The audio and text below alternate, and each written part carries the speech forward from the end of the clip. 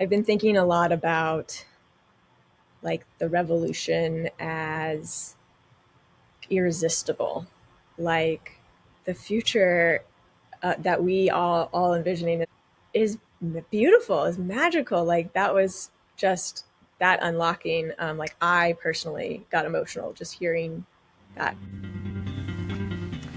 Good morning.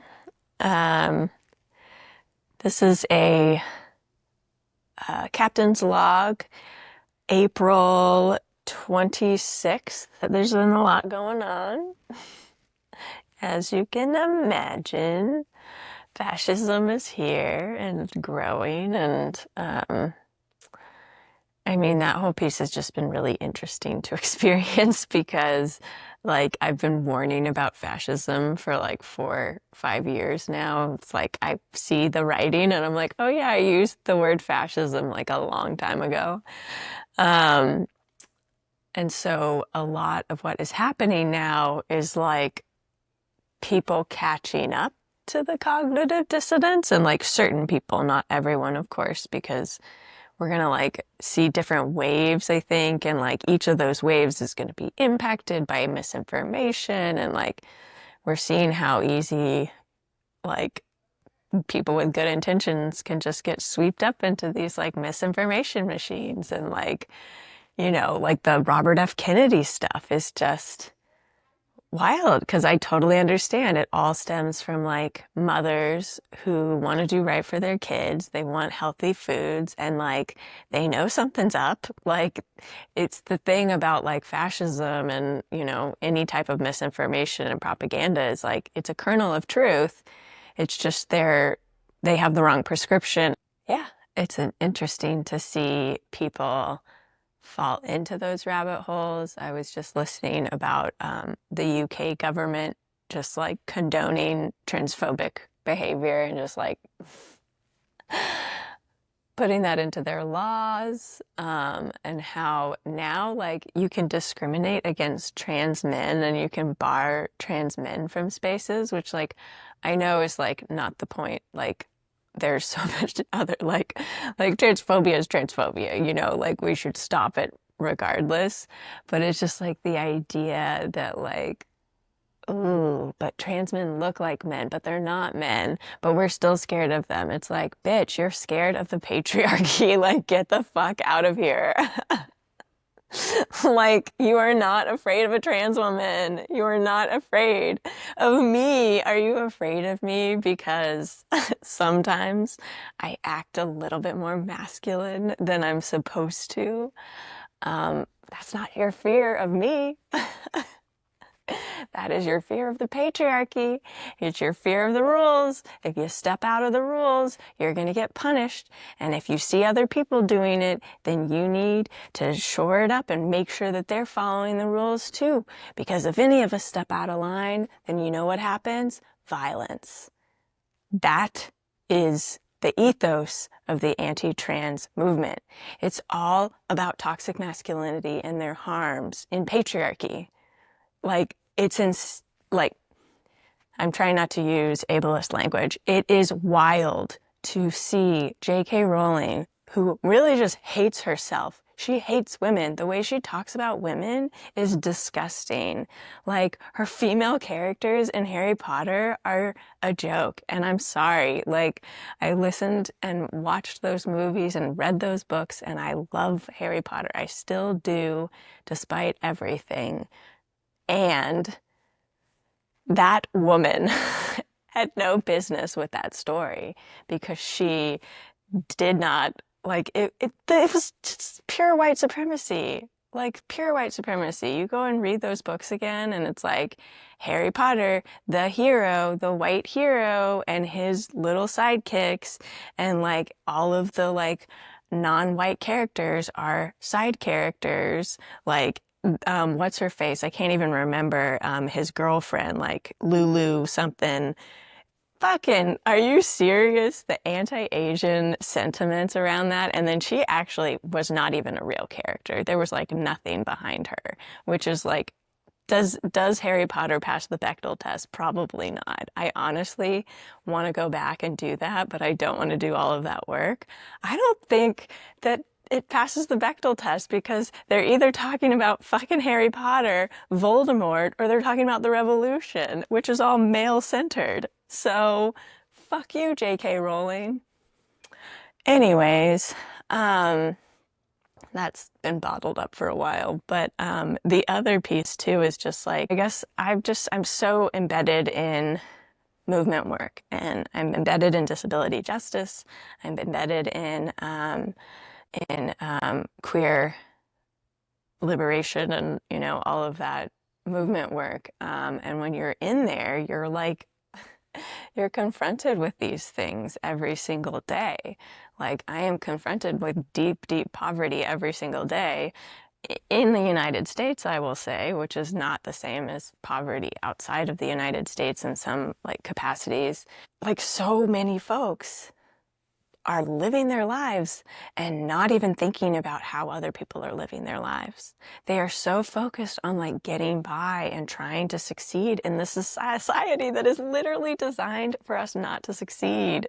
It's so wild. It's like we have to break from this individualism, this norms of like only focusing on your paper. Like, we should be lifting each other up. Like, everyone, there's the whole saying of like, if you don't know, if a trans person isn't telling you how scared they are, then you don't have a trans friend. You just you just know a trans person, which is like absolutely true. And like, I think I've been thinking a lot about like the folks that I did election work with that will remain nameless, that aren't here anymore. And just their lack of like understanding of what community and like movement looks like, just this superficial, like, we will check the boxes, we will go to the Central Valley, we will go make sure more people vote, more votes equals better life, is just like so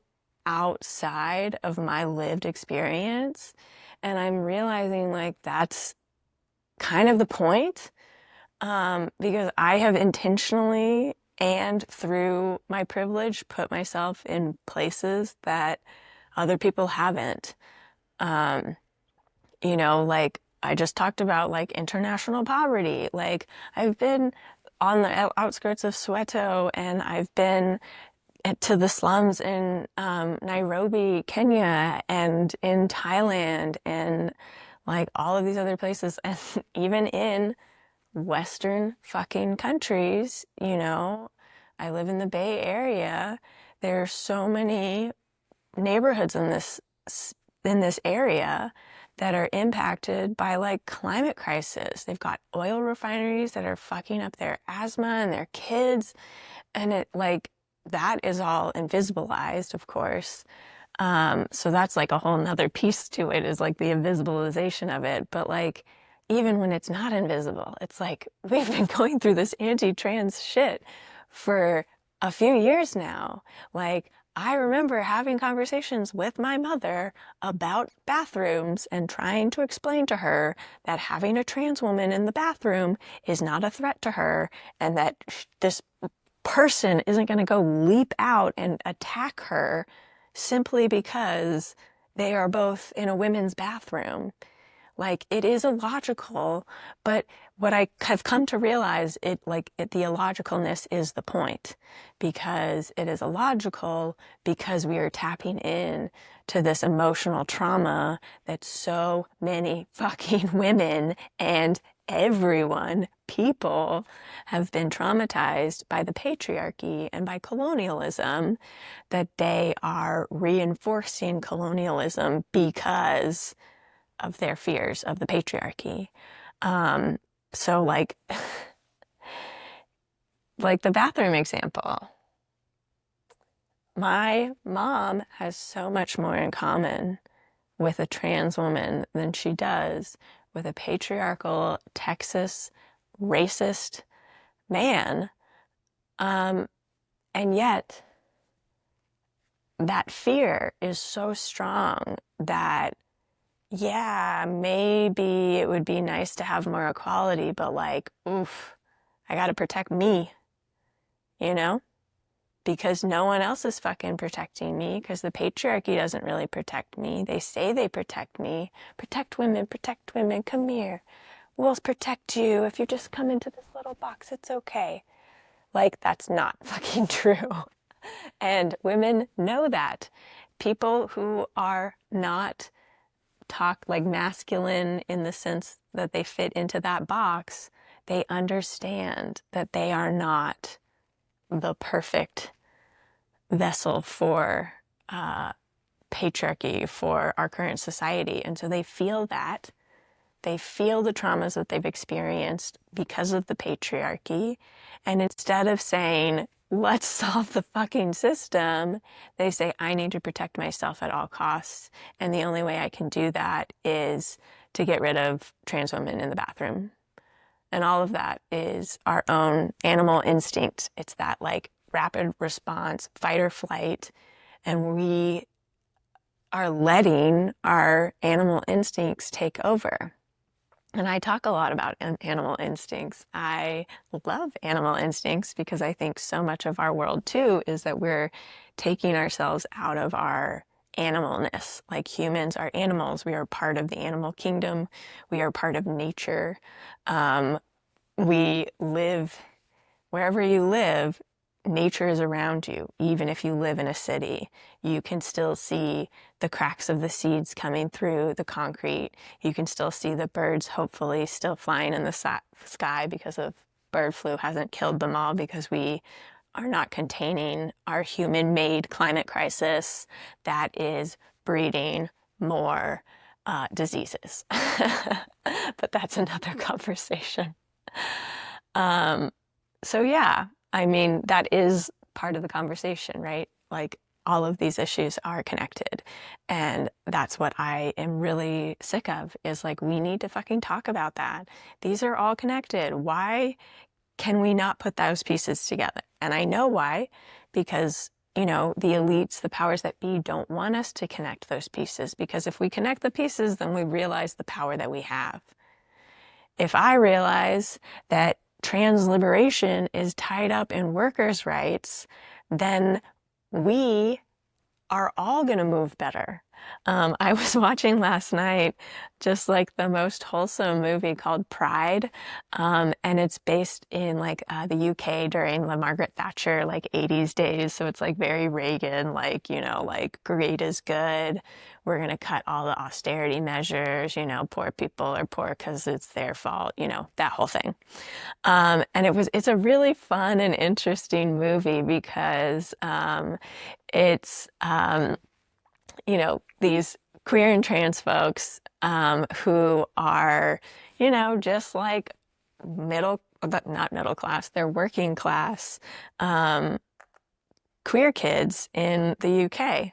And they just see that, like, hey, we stopped getting harassed. Like, the police aren't harassing us at our gay bars anymore. And it's like, that's pretty nice, you know? Like, once you start, like, you kind of, there's that feeling of like not really noticing when good change happens, because you're like, oh, this is really nice, and then you're like, oh, I wonder why they're not coming around.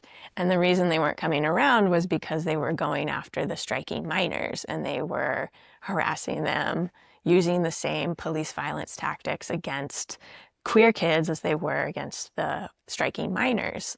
And so a couple of queer kids were like, hey, let's start donating and raising money for the minors to support them so that they can continue to strike, they can continue to put pressure on the powers that be, and still, you know, get fed, get support, make sure that they have the medical care, because of course the police are, you know, literally beating them.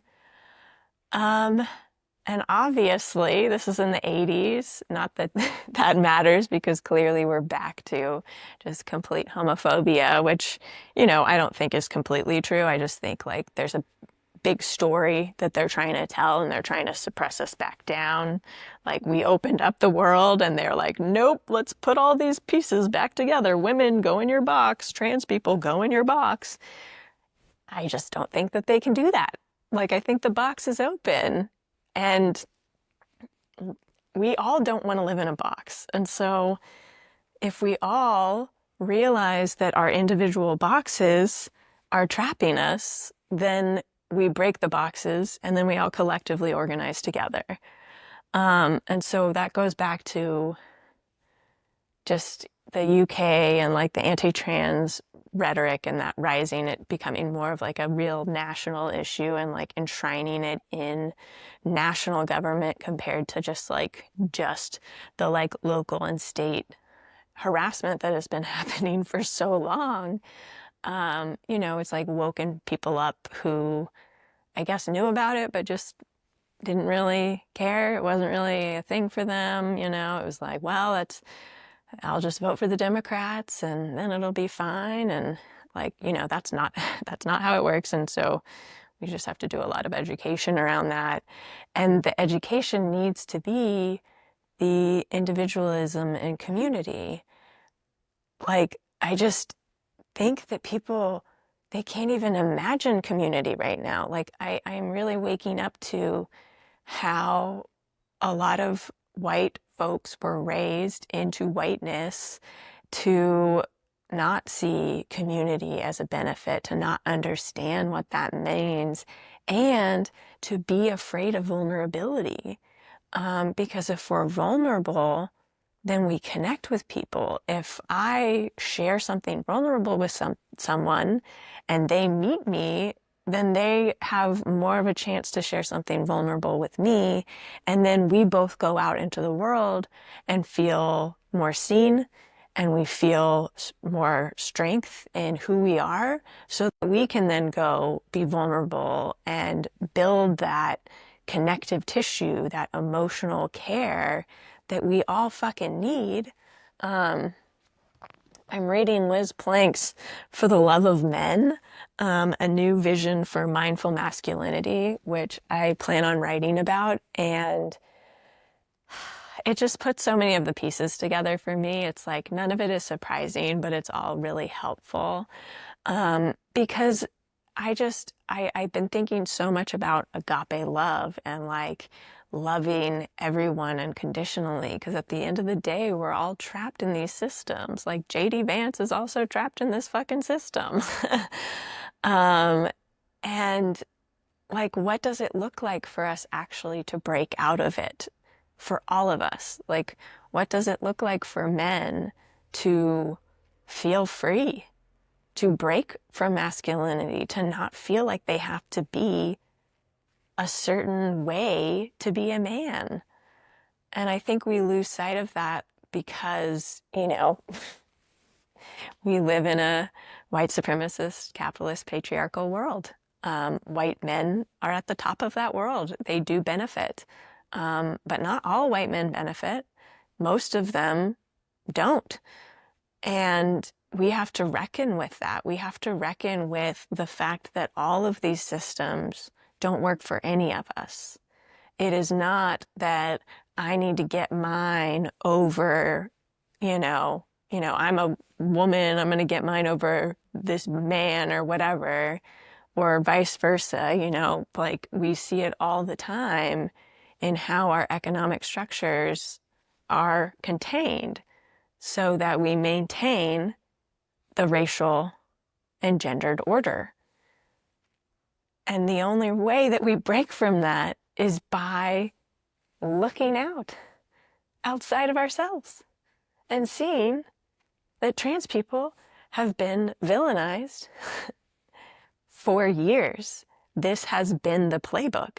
The playbook is to target the marginalized groups that can be a wedge for people. Because it's not just that trans people are 1% of the population. You can pick anyone. Let's go after redheads. Those redheads, they are the evils of the world. And actually, there are a lot of people who believe this, which is so sad because I love redheads. I mean, anyways. But, like, left-handed people. We're going back to all of that, of this, like, there is only one way to be a human. There's only one way to be a woman or a man. Like, that does not make sense. Like, just picture yourself in all of your relationships.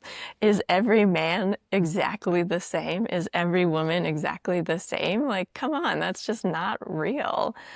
So, like, again, we have to break out, because I think we are not living in reality. We're living in this bubble of white supremacist capitalist patriarchy. And for a lot of folks, it's somewhat comfortable and somewhat containing. If you are a white liberal, you've had a maybe good life, maybe. Um, Not if you've bucked the system usually, but like, you know, and I think that there's a lot for us to be frustrated by. Like, there's so much about this world that doesn't work for any of us. And so any of us can pick out a reason for us to be frustrated, but we have to focus on what's real. And what is real is the systems that are trapping us in these harmful ways. So what does a world look like where you don't have to be frustrated by certain things? Like, what if we really started thinking differently? What if we really started breaking out of these mind games that we've had and we've passed down from generation to generation? So much of what's happening right now is because of, like, what boomers and older folks experienced in their youth. You know, they went through Nixon, Vietnam, a round of assassinations, Martin Luther King's assassination, RFK, JFK, all of this lies about communism and the need for control and just empire building on top of itself. And we have just built this history of white supremacy, and so many people have bought into it, not because they understand that they're buying into it, but because of little kernels and because of the way that we've been raised and indoctrinated into these systems. So hopefully that was clear as mud, and I just hope that it can be something that people think about, because the Roots of Change Agency is not about making you believe everything that I have to say. That I do not want. I don't want you to just be a talking head and just believe everything that I say or anyone else says. I want us all to think. I want us all to dream, imagine, be creative. I want us all to be ourselves. And then let's go see what the world is. Let's go see what we can build. But so much of us have that fear of, like, if I loosen my grip a little bit, then it all comes crashing down. And my message to people who feel that way is, it's already crashing down. Our systems are crumbling because we have not changed, because we have built empire on top of empire and stories on top of stories, generation by generation, to get to this point where we can believe in the national narrative that, slavery is gone, and that we weren't built on the original sins of genocide and literally enslaving people for economic means. This entire country is built under an economic system that is meant to exploit people and our planet and our resources. Everything that comes out of the ground, everything in this room is from the planet. And so we are extracting and killing future life because we are afraid to change, because we're afraid to get out of those boxes. And so, yeah, what is that little inch of courage that we can all have to break? Just break one of them. make sure there's a fucking window, you know? Like, it's just the little things that we can do, and then it does feel better. It eases that pain a little bit. If you can start acting, if you start using your economic power against these forces, then you start to feel better. You don't have the anxiety. If we break out of all of these social media algorithms that trap us into feeling bad about ourselves so that they can sell ads to us, then we have more capacity to go do and change things and to go connect with people, to go love and find that connection in humanity again. We're also afraid because the pandemic really did whip us all up. These digital tech platforms did a really good job of it. They know how to exploit people. They have been doing it for decades before the internet came along. Advertising is all based off of psychology and understanding how our brains work so that we can be manipulated into needing things that we don't need to buy and sell and capitalize and grow and growth and ROI and profit and stocks to the moon. But what happens when we start extracting from the moon? You know?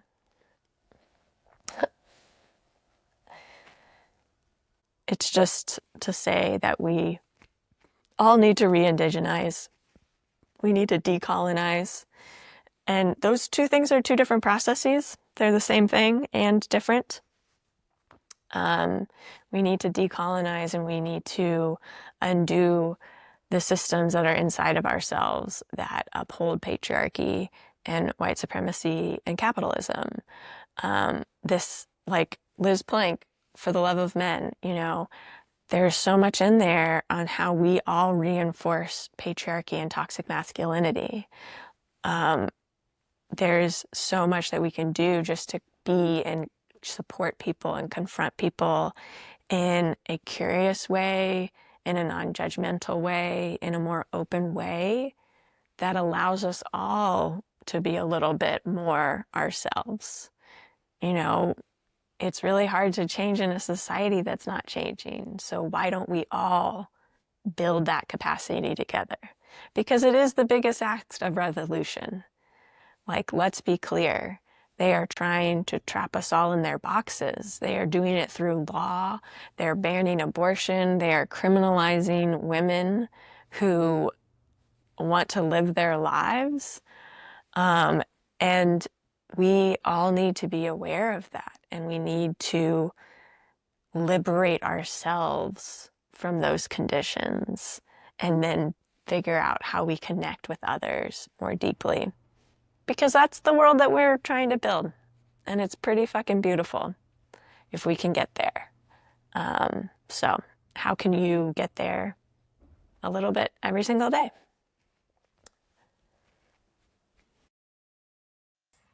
I like the way that you've put that. Summarize the galaxy you want to build and how you will achieve it.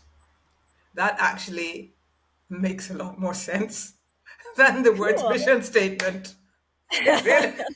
It really does. It really does. That speaks to me in a way the words mission statement never has. Hey, y'all. This is Sam from the Roots of Change Agency, and I am in the past, but in the future of what you just watched. So we had a really amazing branding and dreaming workshop yesterday, and I want to bring y'all into that conversation because one, it was really awe-inspiring. There were so many like visions and long-term planning, and it really was inspiring. It made me hopeful for the future. And I think, you know, sometimes we just need to hold on to a little bit of hope sometimes, and to have an hour to do that was really special yesterday. So I'm very grateful for everyone who was able to join. And for those that weren't able to join, I want to introduce you to a new concept of workshops that I am introducing, because I think that we can expand the way that we learn, and we can be so much more curious and open to how we do communications and how we do change work right now. The guardrails are off. We're seeing, so much on the other side in terms of how they are attacking the left, and attacking the things that we care about, the people, planet, and all of our humanity. And so, how do we combat that? We do that by doing it differently and being bolder. So, what today's private podcast is going to be is a window into the new ideas of these workshops, and how you can participate, and what that would look like as a member.